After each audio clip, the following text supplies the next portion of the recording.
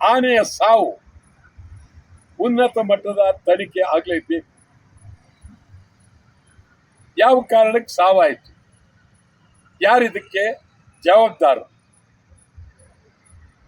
ಅರ್ಜುನ ಆನೆ ಸುಮಾರು 8 ಬಾರಿ ದಸರಾ ಅಂಬಾರಿಯನ್ನ ಒತ್ತಿದೆ. ಅರ್ಜುನ ಆನೆ ನಾಡಿನ, ದೇಶದ, ವಿದೇಶದ ಜನರ ಪ್ರೀತಿಗೆ ಪಾತ್ರರಾಗಿದೆ. ಅರ್ಜುನ ಸಾವು ಸಾಮಾನ್ಯವಲ್ಲ. ಅರ್ಜುನ ಸಾವಿನ ಬಗ್ಗೆ ಉನ್ನತ ಮಟ್ಟದ ತನಿಖೆ ಆಗಲೇಬೇಕು.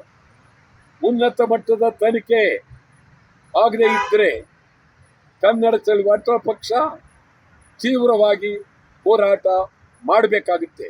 ಯಾವ ಕಾರಣಕ್ಕೆ ಸಾವಾಯಿತು, ಸಾವಿಗೆ ಕಾರಣ ಯಾರು? ಅರಣ್ಯ ಇಲಾಖೆ ಏನು ಮಾಡ್ತಾ ಇದೆ? ಅರಣ್ಯ ಇಲಾಖೆ ಜವಾಬ್ದಾರಿಯಿಂದಿದೆಯಾ? ಏನಿದು?